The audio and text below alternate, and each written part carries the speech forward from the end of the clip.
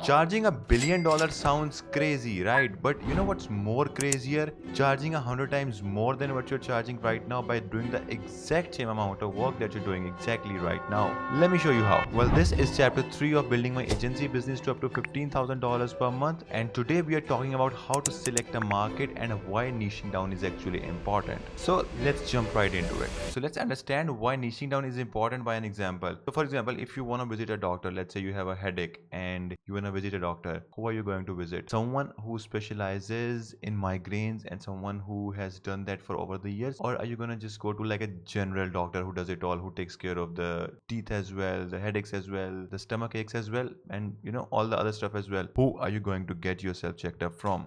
The specialist, right? And that is exactly what the clients do as well. They want to work with someone who is a specialist and not someone who's a journalist who's doing all kind of work. But before niching down, we actually need a market to niche down in. So let's talk about how you can evaluate and pick the right market for your business. So you need to figure out 4 things before you select a market, and each of these 4 things have like points out of 10. So you have to score them, every single one of them. But we'll talk about that at the end. No worries. So the first one that you need to figure out is the massive pain that the people in that market are facing. They should feel the need of getting that thing done. The pain should literally keep them at night. I mean, it's just like a way of saying it, but the pain should be so high that they are willing to put in a lot of money to just get that solved. So you need to figure out what's actually the problem that's costing them money, time, or mental peace every fucking single day. The second thing you need to figure out about your market is the purchasing power. They should be able to afford your premium prices. Like, that's simple. If you are, let's say, charging $5,000, but you're pitching to people who can only afford services up to $500, you're gonna stay broke, like, obviously. So the people that you're targeting, you need to make sure that they're able to purchase the premium offers that you have.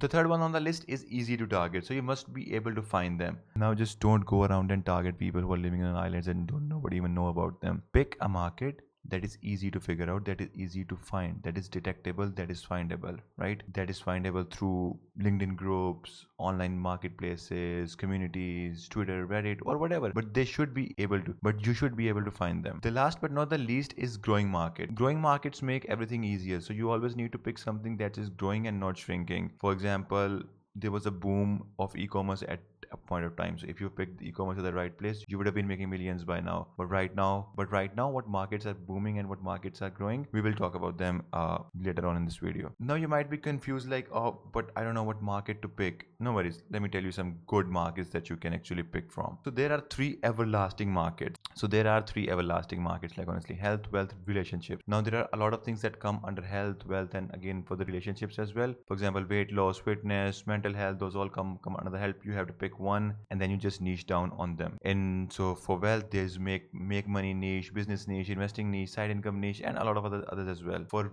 relationship, it's either dating, family, love, sex, etc. There's a lot of other stuff. So just pick from these 3 markets. But for mostly the agency business, we stay in this wealth niche because at the end goal for us is to make more money for the client. So we always stay within this wealth niche. But if someone wants to explore these other ones, just go around and figure out. And now it's time for the comparison, my favorite part of the video, where we will compare 2 different market selections based on the 4 points that we talked about in the beginning. So let's go. So this is why niching down is actually important. We have the checklist here, like the criteria that we are measuring, and then we have 2 markets selected here. Number 1 criteria is pain, and the number 1 market is AI startup. Now their pain is that they need customers to make money, which is fair. Obviously everyone wants customers, right? Their purchasing power, no budget, since they're just starting out. Because they're just startups, there might be a lot of cases where they would not have any money, and obviously if they don't have money, what would they pay you? Not a good choice, honestly. Easy to target, yes, you can easily find AI startups on LinkedIn, Twitter communities, Twitter websites like Product Hunt, and so it's easier to find out. Is it a growing market? Yes, there are a lot of startups, but there are more failures than success. So it's always a risk with just targeting AI startups in generic. But now if we look at the market that we have niched down based on the 4 criteria that we have, we're targeting B2B AI SaaS startups that are making $500,000 in ARR. ARR is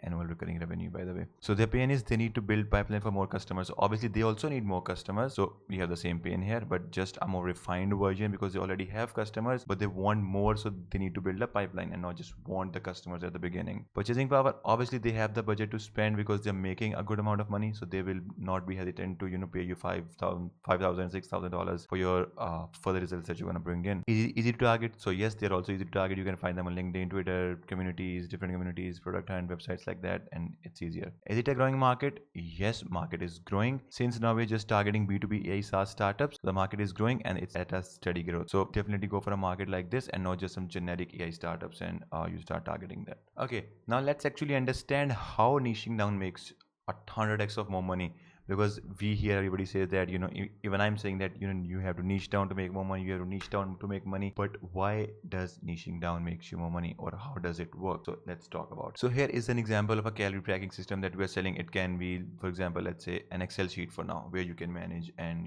track all of your calories, or let's say it's a mobile app that you build and now you're selling. The maximum you can sell it for $15 because it's generic calorie tracking system. Who wants it? Like, there are a lot of people. You might think that if I just label it as calorie tracking system, a lot of people would want it, but the competition is huge. Everybody is selling it, so you're just a generic person selling just another calorie tracking system. But now if you define that calorie tracking systems for beginners, like who don't know anything about calorie tracking, it's easier for them. They don't need to think about any formulas or stuff like that. Now you're actually charging 80,000 because it's for a specific person, right? The third one on the list is calorie tracking system for working professionals. Now what you're doing is you're targeting exact specific people, like you're just specifically targeting working professionals who do not have the time to manually calculate and enter their values, enter their calories. So it's a lot more toned down, a lot more niche down to a very specific person. And now these people who are working professionals, they have the money to buy it, right? So now the amount of money that you're charging, which is $400, is tied to their income potential as well. So you know your target audience and you know that they can pay this amount of money and you're charging it. Last but not the least on the list is calorie tracking system for busy CEOs. Now what you've done is you've specified in working professionals as well that who are you targeting. You are just targeting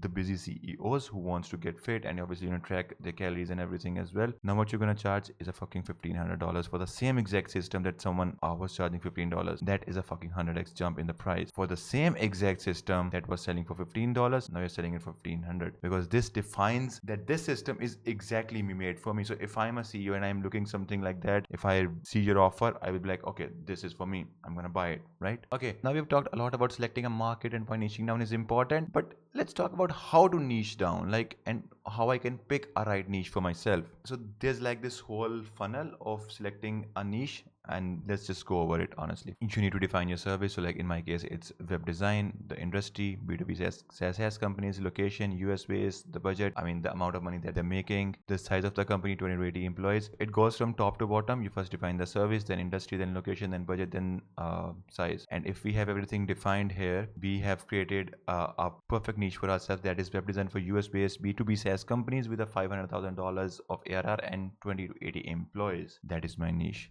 That is the people that I'm going to target now, and these are my potential clients. But just remember one thing, you don't need to have every single thing. Like even 2-3 are enough. So let's say you have the service, you have the industry, and then you have the location or budget. So don't always aim to go for all 5. Even 2-3 are enough. So if, I mean, you can skip the size, either you can skip the location or the budget, whatever. So just have like two or three of these figured out and you can go ahead. Now let's do a comparison once again. Here are 2 examples of 2 different agencies. One has niche down and one has not niche down in different industries. So let's just go over the examples. So if someone who's not niche down, he's obviously going to have to sell services. He's obviously going to say that, okay, we do Facebook ads, because there's no clear offer. This guy doesn't know what he is doing. Like, he's just selling services to everyone else around the block, right? But on the other hand, this guy is selling VBook 15 plus sales call for B2B SaaS companies. This guy is selling the outcome. Same goes for the website. This guy is just building website. This guy is building high converting website for personal injury lawyers. He has niche down, obviously. This guy is saying we do SEO. This guy is saying we rank HVAC companies #1 in the city within 90 days. Clear call to action, clear outcome, clear timeline. Everything is just niche down. Everything is just so clear.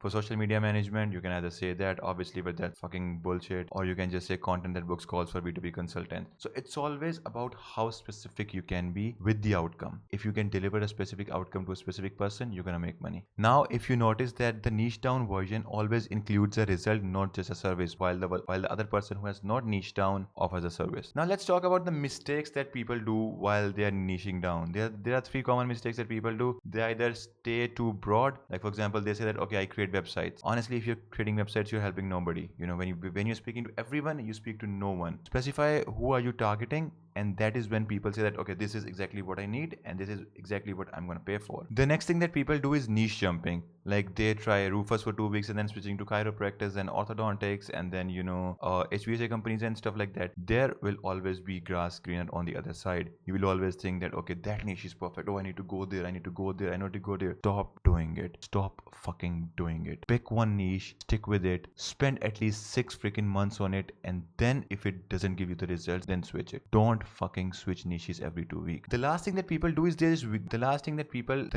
mistake that people do is that they just go way too deep into a niche. Like for example, a right-handed CEOs running B2B SaaS business driving a Lambo based in Wales only. Like obviously you can do that, but you will lose money straight away, right? Pick a niche where you at least have 15 pick a niche where you at least have 12 to 15,000 potential clients of yours, and then go from there. Now all about niches, markets, and a lot of other stuff, but why to commit to a one niche? Why committing to one niche is important, and why cannot we just do niche jumping? Why cannot I switch from one niche to another one? So every time you switch a niche, you start from zero. Like you have to do the market research, you have to understand the industry, you have to understand how the market works, you need to understand the pain problems of those specific clients. So everything has to done from zero, everything has to be from all over again, which obviously is going to cost you time, and which obviously is costing you money as well. Now, if you're spending 6 months in one niche, that is honestly better than spending 2 months in three different niches, because the amount of value that you will have to yourself after spending 6 months in one niche is way better than spending 2 months into three niches, or three months into every two niches. So stop doing that. Okay, now that is all. So in the next chapter, we're going to talk about how you can actually create your offer. We've already figured out the markets, niches, why niche down is important, why your offer sucks, how to create an offer, what is an offer. In the next chapter, we're going to create ourselves an offer, and then we're going to test it based on what we've learned in all of these three videos, in all of these three chapters. We're going to then test that if our offer is actually good, or if it's just like a random bullshit offer that everybody's in the market is selling, or is it a grand slam offer. So that is all for today. Go around, figure out your market, figure out your niches,